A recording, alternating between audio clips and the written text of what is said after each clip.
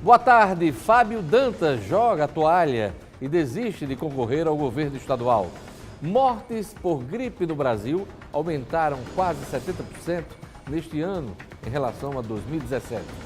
Exército fiscaliza clubes de tiro no Rio Grande do Norte. Tribunal Regional do Trabalho faz leilão que ajuda na quitação de dívidas trabalhistas. Meu convidado hoje é o professor Lailson de Almeida, do PSOL. Ele é pré-candidato ao Senado da República. Quinta-feira, 26 de julho de 2018. Eu sou Diógenes Dantas, o RN Acontece está começando.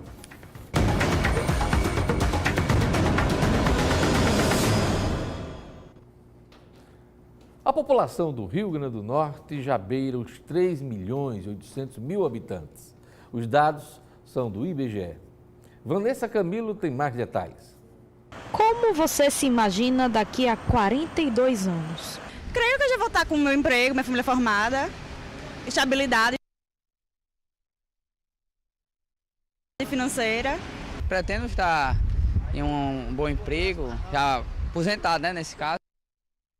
De 2060, pelo menos as projeções do IBGE apontam que 1 em cada 4 potiguares terão mais de 65 anos. O estado também cresce em população. Serão pelo menos 300.000 habitantes a mais em relação a este ano. Nesse período, o estado já terá atingido o seu maior índice populacional. Em 2046, seremos 3.915.401 habitantes em todo o território potiguar. A partir de 2047, ela começa a reduzir, entra em tendência de declínio. Os dados são da revisão 2018 da projeção de população do IBGE, que estima demograficamente os padrões de crescimento da população do país para os próximos 42 anos. Para chegar a essas projeções, o Instituto se baseia em 3 taxas. A projeção de população 2018 é feita com base nos dados mais recentes de fecundidade, mortalidade e saldo migratório para o Brasil e para todas as unidades da federação. Um dado que chama atenção na pesquisa está relacionado à porcentagem de jovens e idosos que deverão habitar o RN em 2040. A partir de 2040, nós temos níveis equivalentes de população de 0 a 14 anos e acima de 65 anos, em torno de 16%. Todos esses dados estão disponíveis para consulta no site do IBGE e servem, sobretudo, para que os órgãos públicos planejem as suas ações. Esses dados podem ser utilizados para planejar campanhas de vacinação, em que você verifica a população em idade de vacinação e planeja a campanha também para planejar e verificar a demanda de escolas, verificar a demanda por serviços de saúde de idosos. Esses dados têm diferentes utilidades tanto para o governo quanto para as empresas. As mortes por gripe no Brasil aumentaram quase 70% neste ano em relação a 2017. A principal causa é a circulação do vírus mais agressivo H1N1. Veja na reportagem de Michele Trombelli. Foram 5 dias internada e quase um mês afastada do trabalho. Você nunca acha que vai acontecer com você, né? Ainda mais assim, eu tendo essa vida assim, sabe, saudável e tal, e eu pouco frequento lugares aglomerados. O diagnóstico? Gripe H1N1. A Marcela não havia tomado a vacina e o vírus causou um estrago bem maior do que ela imaginou. Eu não tinha nada assim de coriza, dessa coisa da gripe, assim, mas era aquela coisa de dor no corpo e um pouco de febre. E aí eu senti que eu estava muito desidratada. Eu tomava água e não passava aquela sede. Eu descobri que eu estava com o vírus, tinha andado no meu corpo e eu fiquei com uma gastrite muito forte. Eu tive algumas úlceras e atacou meu fígado. Subestimada por muita gente, a gripe já matou neste ano quase 1.000 pessoas no país. Número 70% maior do que o registrado em todo o ano passado. 7 em cada 10 mortes foram causadas pelo vírus H1N1. Este é um dos 3 principais tipos de gripe que circulam pelo Brasil e tem se mostrado o mais preocupante. O estado de São Paulo concentra 40% do total de mortes do país. Tem mais gente aqui, tem mais frio aqui, né? Então você tem maior circulação. Nós tivemos uma epidemia importante para o H1N1, maior do que esta há 3 anos atrás. Aí 2 anos de calmaria, e aí ele volta outra vez com a imunidade mais baixa da população. A campanha nacional de vacinação contra a gripe foi encerrada no final de junho e atingiu a meta de imunizar mais de 90% do público-alvo. Grávidas, pessoas com mais de 50 anos, com doenças crônicas, crianças de até 9 anos, professores e a população indígena ainda conseguem encontrar doses em alguns postos de saúde pelo SUS. Se a pessoa que tenha uns sintomas de gripe, que é tosse seca, febre alta, dor de garganta e dor no corpo, começa a ter falta de ar, a pressão ficar baixa, não conseguir comer, se alimentar ou fazer as coisas habituais, isso são sinais de gravidade. A recomendação é que mesmo as pessoas que não fazem parte dos grupos de risco também sejam imunizadas. Mas neste caso é preciso procurar uma clínica particular e a vacina custa a partir de R$ 80. Veja a seguir: Exército fiscaliza clubes de tiro no Rio Grande do Norte. Tribunal Regional Eleitoral do Trabalho, aliás, Tribunal Regional do Trabalho, faz leilão que ajuda na quitação de dívidas trabalhistas.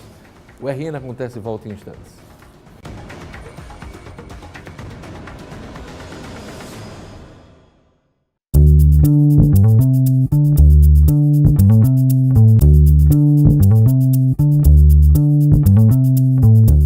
Para ajudar na quitação de dívidas trabalhistas, o Tribunal Regional do Trabalho realiza leilão de imóveis, veículos, lanches e até de revólveres penhorados. Veja na reportagem de Milena Pontes.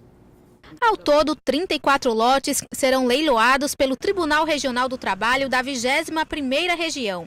São terrenos, casas, apartamentos, veículos e até uma lancha.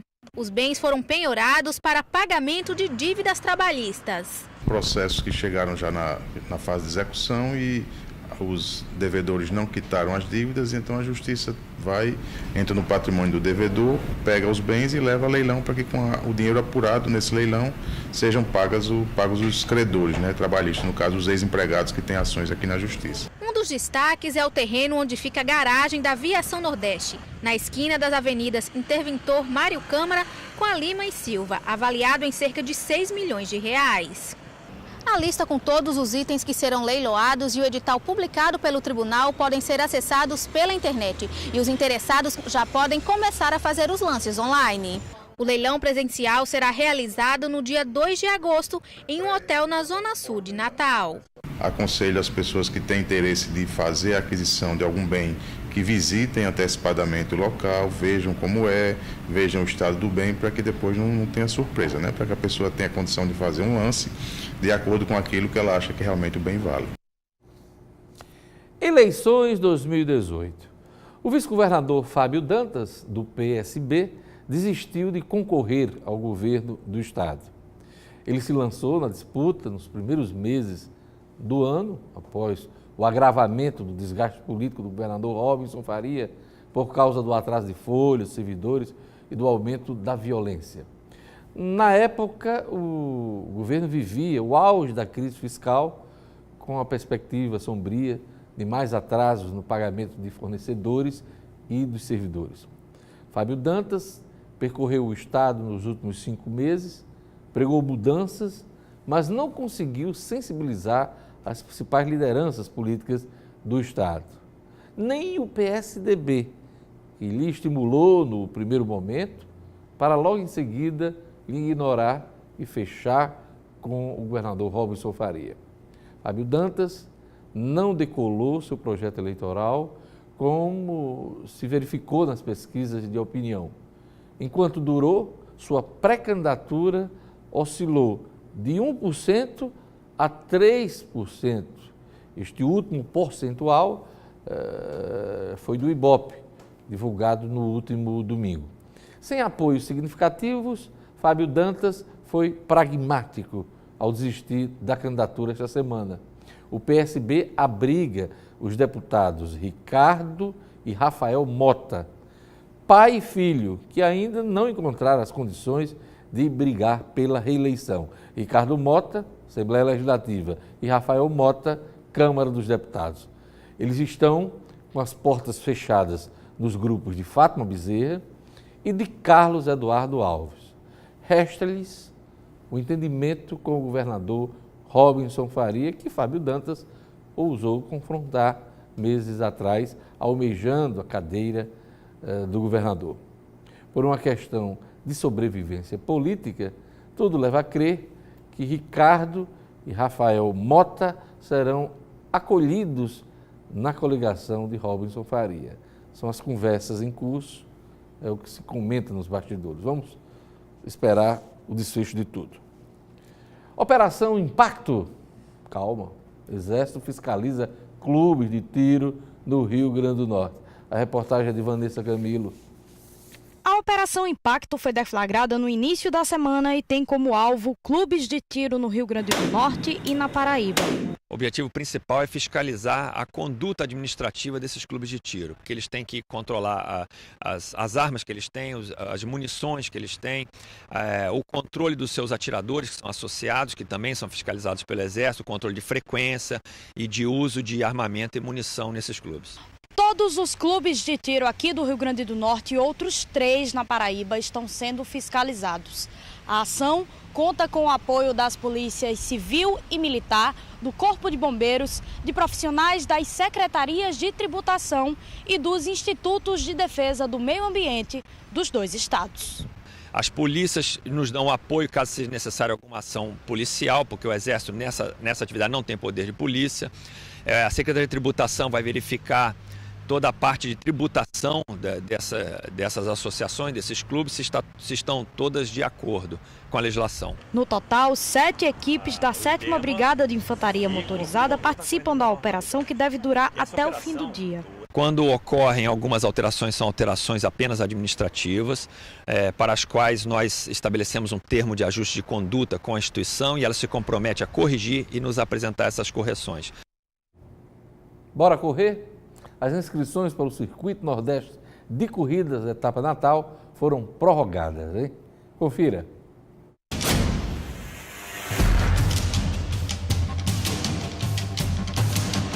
Um novo evento com percurso inédito. Natal, a primeira capital do Nordeste.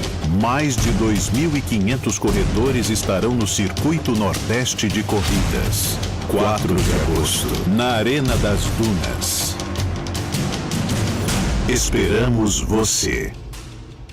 Escolha sua prova, hein? 10 quilômetros ou 5 quilômetros, 10K ou 5K. E participe.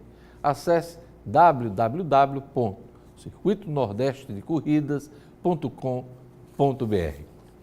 Veja a seguir minha entrevista com o professor Laílson de Almeida, pré-candidato ao Senado pelo PSOL, Partido do Socialismo e Liberdade. Ele defende limite para os juros bancários. Aguarde só um instante.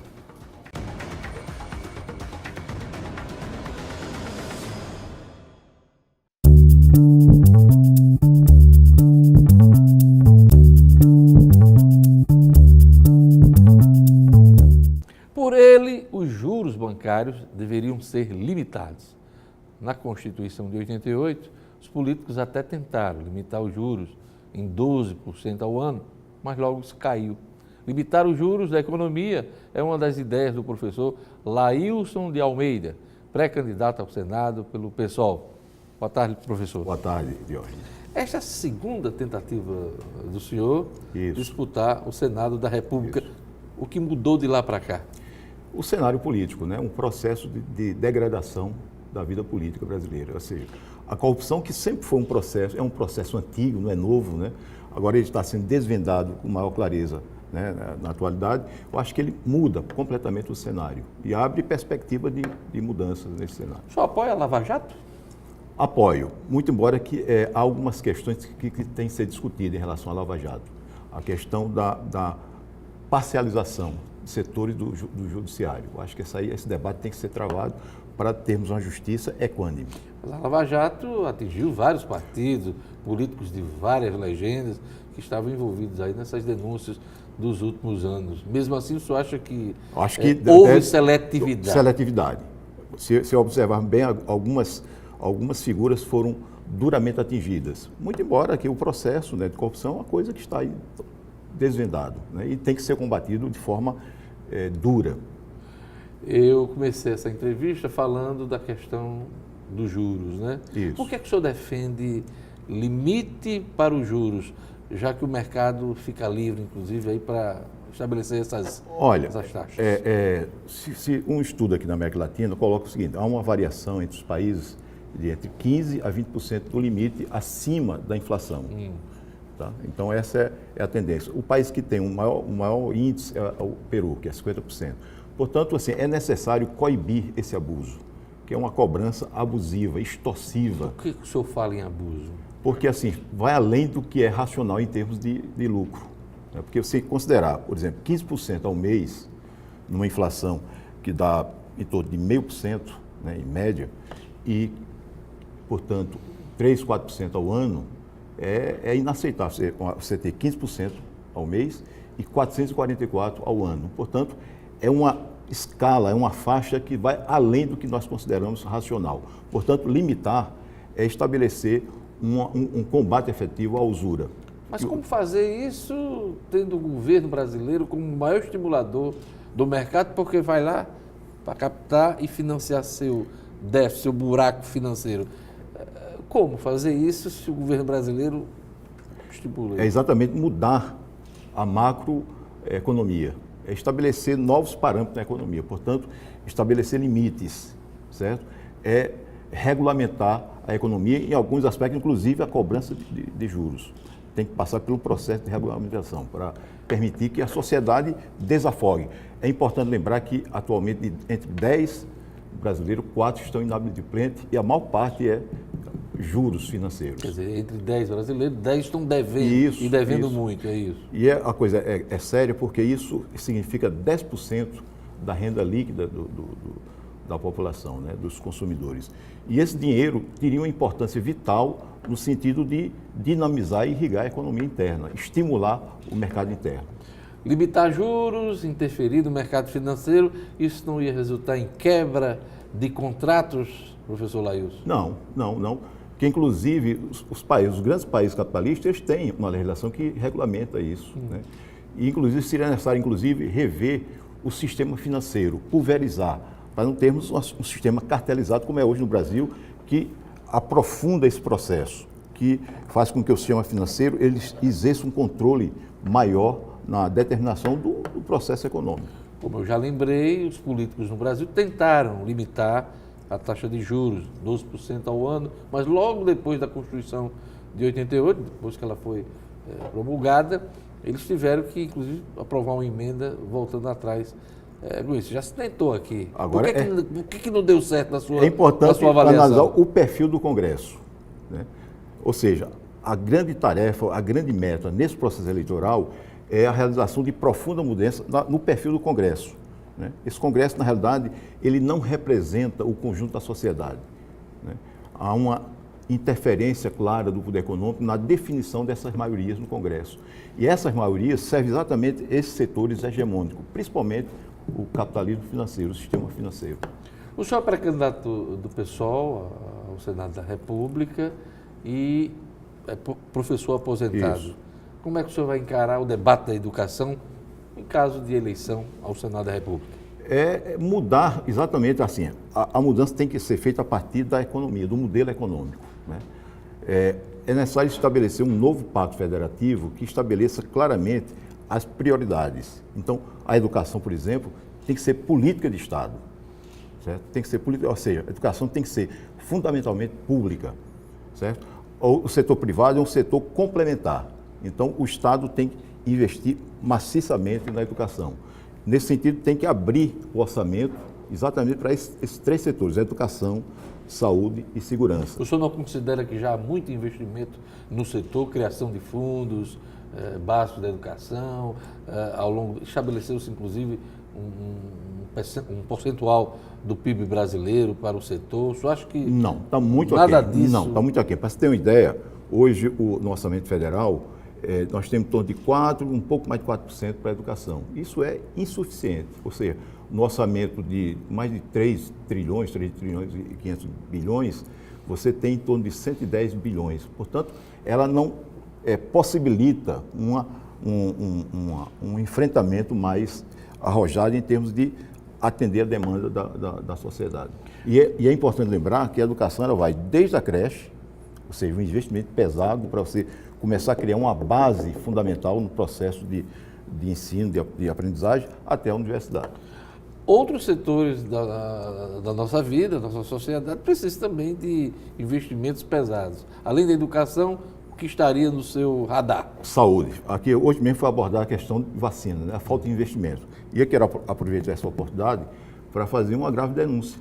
Por exemplo, ontem o governo encaminhou para uma alteração na LDO, retirando mais 5 bilhões para investimento de saúde no próximo ano. Isso é algo absolutamente grave e inaceitável. Portanto, a saúde vem sendo relegada a uma situação terrível.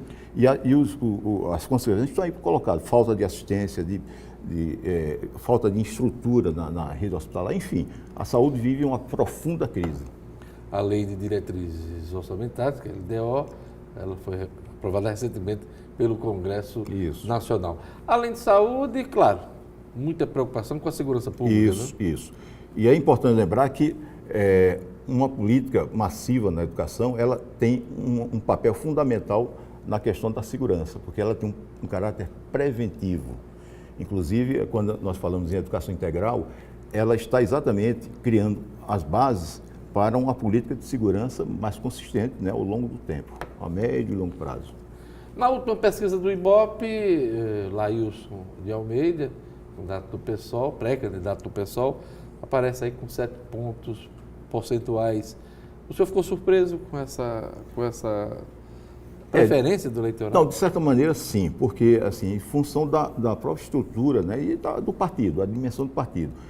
Mas, ao mesmo tempo, nós temos uma convicção de que o processo está aberto.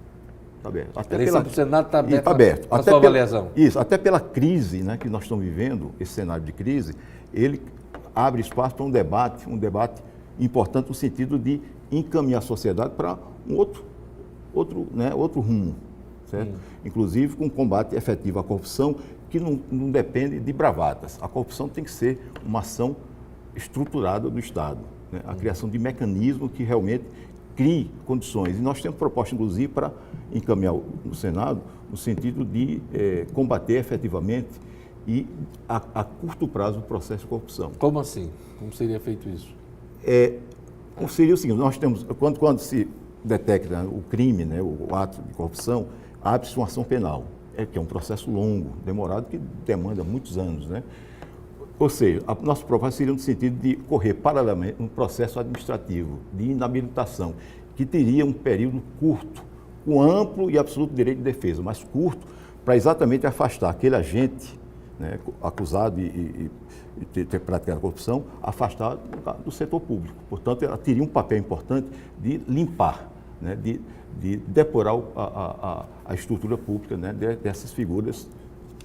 Quando é que o pessoal vai fazer sua convenção partidária e qual é a avaliação que o senhor faz dos nomes apresentados para o eleitorado do Rio Grande do Norte? Olha, o pessoal apresenta uma chapa majoritária, diríamos assim, bastante qualificada, a partir do nosso pré-candidato ao governo, o professor Carlos Alberto, uma figura conhecida. Já esteve aqui com a gente. É uma figura que tem uma grande qualificação e, o que é mais importante, é da área de gestão, e com vasto conhecimento e com já propostas muito concretas para intervir na questão econômica, empresários e tal.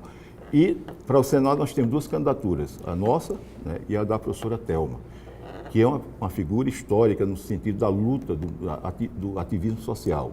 Ela tem um papel importante no movimento feminista, é professora ela em Mossoró, e, portanto, é uma figura que tem uma história de luta, não é uma figura que surge no cenário agora. E o vice do Carlos Alberto também já está definido?